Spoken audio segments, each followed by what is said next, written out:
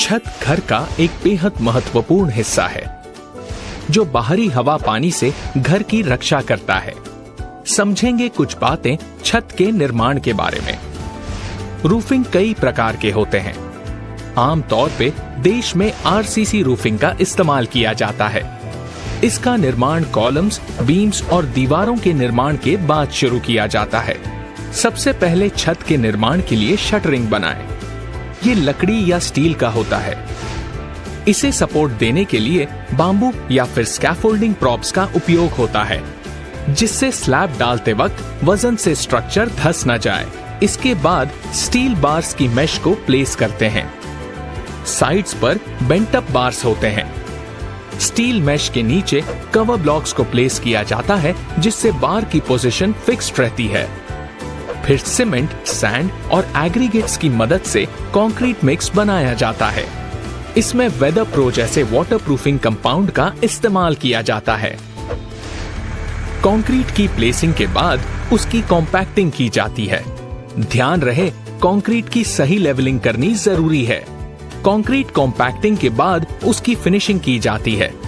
Slab के ऊपरी सतह पर क्यूरिंग के लिए छोटे पॉन्ड्स का निर्माण किया जाता है। 2-3 हफ्तों तक स्ट्रक्चर की क्यूरिंग करें, जिससे आपका स्लैब मजबूत बनता है। और फिर शटरिंग को निकाल दिया जाता है। ऐसे बनता है घर का कंक्रीट स्लैब।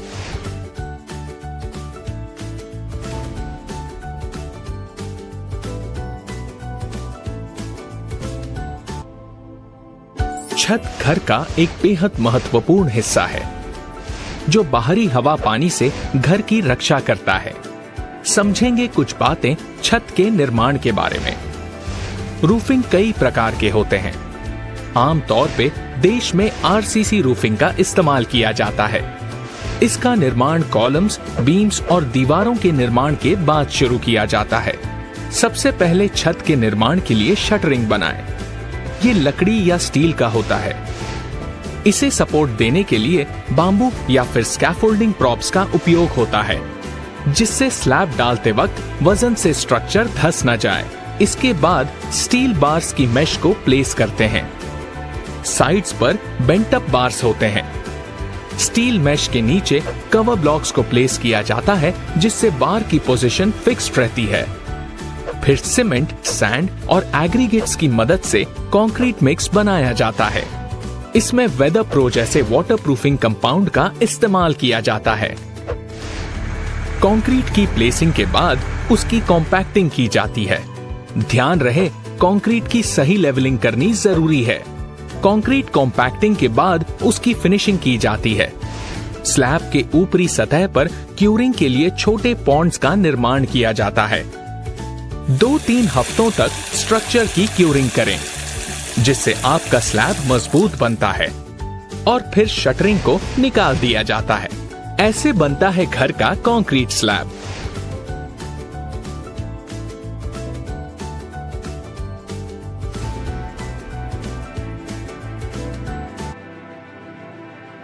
छत घर का एक बेहद महत्वपूर्ण हिस्सा है जो बाहरी हवा पानी से घर की रक्षा करता है। समझेंगे कुछ बातें छत के निर्माण के बारे में। रूफिंग कई प्रकार के होते हैं। आमतौर पे देश में आरसीसी रूफिंग का इस्तेमाल किया जाता है। इसका निर्माण कॉलम्स, बीम्स और दीवारों के निर्माण के बाद शुरू किया जाता है। सबसे पहले छत के निर्माण के लिए शटरिंग बनाएं। ये लकड़ी या स्टील का होता है। इसे सपोर्ट देने के लिए बाम्बू या फिर स्कैफोल्डिंग प्रॉप्स का उपयोग होता है, जिससे स्लैब डालते वक्त वजन से स्ट्रक्चर धंस न जाए। इसके बाद स्टील बार्स की मेश को प्लेस करते हैं। साइड्स पर बेंट अप बार्स होते हैं। स्टील मेश के नीचे कवर ब्लॉक्स को प्लेस किया जाता है, जिससे बार की पोजीशन फिक्स्ड रहती है। फिर सीमेंट, सैंड और एग्रीगेट्स की मदद से कंक्रीट मिक्स बनाया जाता है। इसमें वेदर प्रो जैसे वाटरप्रूफिंग कंपाउंड का इस्तेमाल किया जाता है। कंक्रीट की प्लेसिंग के बाद उसकी कॉम्पैक्टिंग की जाती है। ध्यान रहे, कंक्रीट की सही लेवलिंग करनी जरूरी है। कंक्रीट कॉम्पैक्टिंग के बाद उसकी फिनिशिंग की जाती है। स्लैब के ऊपरी सतह पर क्यूरिंग के लिए छोटे पॉन्ड्स का निर्माण किया जाता है।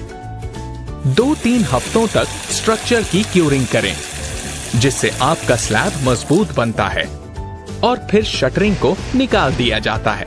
ऐसे बनता है घर का कंक्रीट स्लैब।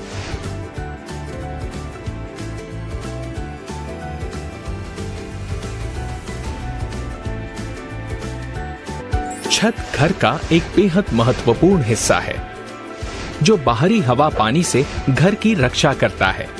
समझेंगे कुछ बातें छत के निर्माण के बारे में। रूफिंग कई प्रकार के होते हैं।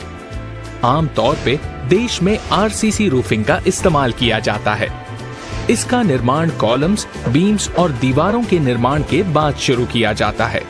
सबसे पहले छत के निर्माण के लिए शटरिंग बनाएं। ये लकड़ी या स्टील का होता है। इसे सपोर्ट देने के लिए बाम्बू या फिर स्कैफोल्डिंग प्रॉप्स का उपयोग होता है, जिससे स्लैब डालते वक्त वजन से स्ट्रक्चर धंस न जाए। इसके बाद स्टील बार्स की मेश को प्लेस करते हैं। साइड्स पर बेंट अप बार्स होते हैं। स्टील मेश के नीचे कवर ब्लॉक्स को प्लेस किया जाता है, जिससे बार की पोजीशन फिक्स्ड रहती है। फिर सीमेंट, सैंड और एग्रीगेट्स की मदद से कंक्रीट मिक्स बनाया जाता है। इसमें वेदर प्रो जैसे वाटरप्रूफिंग कंपाउंड का इस्तेमाल किया जाता है। कंक्रीट की प्लेसिंग के बाद उसकी कॉम्पैक्टिंग की जाती है। ध्यान रहे, कंक्रीट की सही लेवलिंग करनी जरूरी है। कंक्रीट कॉम्पैक्टिंग के बाद उसकी फिनिशिंग की जाती है। स्लैब के ऊपरी सतह पर क्यूरिंग के लिए छोटे पॉन्ड्स का निर्माण किया जाता है। 2-3 हफ्तों तक स्ट्रक्चर की क्यूरिंग करें, जिससे आपका स्लैब मजबूत बनता है और फिर शटरिंग को निकाल दिया जाता है। ऐसे बनता है घर का कंक्रीट स्लैब।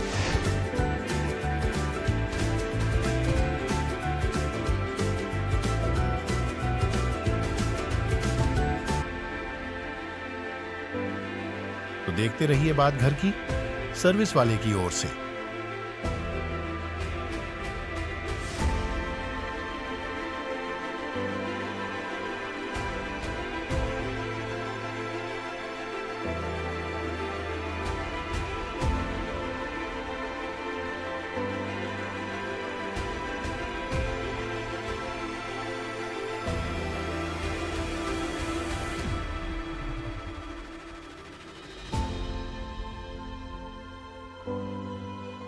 छत घर का एक बेहद महत्वपूर्ण हिस्सा है, जो बाहरी हवा पानी से घर की रक्षा करता है।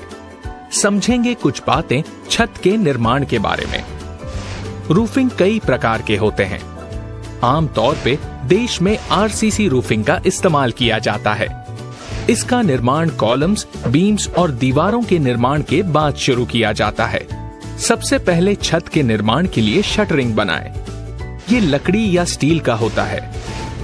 इसे सपोर्ट देने के लिए बाम्बू या फिर स्कैफोल्डिंग प्रॉप्स का उपयोग होता है, जिससे स्लैब डालते वक्त वजन से स्ट्रक्चर धंस न जाए। इसके बाद स्टील बार्स की मेश को प्लेस करते हैं। साइड्स पर बेंट अप बार्स होते हैं। स्टील मेश के नीचे कवर ब्लॉक्स को प्लेस किया जाता है, जिससे बार की पोजीशन फिक्स्ड रहती है। फिर सीमेंट, सैंड और एग्रीगेट्स की मदद से कंक्रीट मिक्स बनाया जाता है। इसमें वेदर प्रो जैसे वाटरप्रूफिंग कंपाउंड का इस्तेमाल किया जाता है।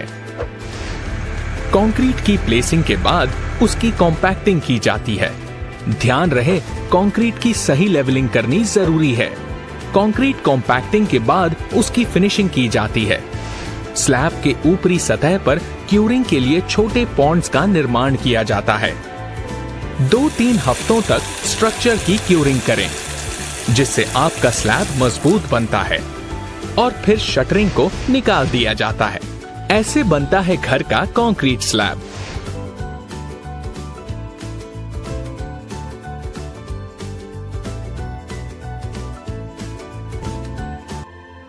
तो देखते रहिए बात घर की सर्विस वाले की ओर से।